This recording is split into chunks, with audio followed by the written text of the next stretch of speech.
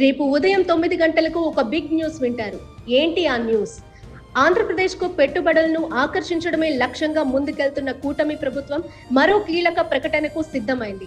రాష్ట్ర ఐటీ మానవ వనరుల శాఖ మంత్రి Nara Lokesh social media platform X వేదికగా చేసిన ఒక పోస్ట్ ఇప్పుడు రాష్ట్ర రాజకీయ పారిశ్రామిక వర్గాల్లో తీవ్ర ఉత్కంఠ రేపుతోంది. 5 ఏళ్ల క్రితం రాష్ట్రం నుంచి వెళ్లిపోయిన ఓ ప్రముఖ కంపెనీ తిరిగి రాబోతోందని ఆయన ప్రకటించారు.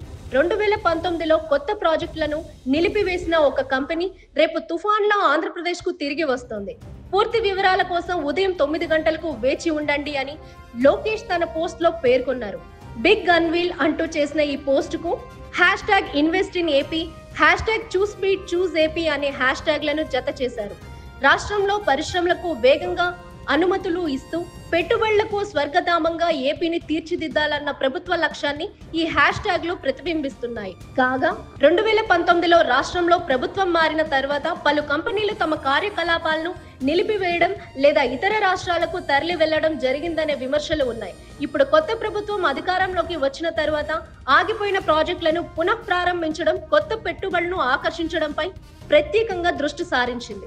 ఈ నేపథ్యంలో లోకేష్ ప్రకటించిన ఆ సంస్థ ఏది, ఎంత పెద్ద మొత్తంలో పెట్టుబడులు పెట్టబోతోంది అనే అంశంపై సర్వత్రా ఆసక్తి నెలకొంది. ఈ సక్సెస్ కు తెరపడాలంటే రేపు ఉదయం 9 గంటల వరకు వేచి ఉండాల్సిందే.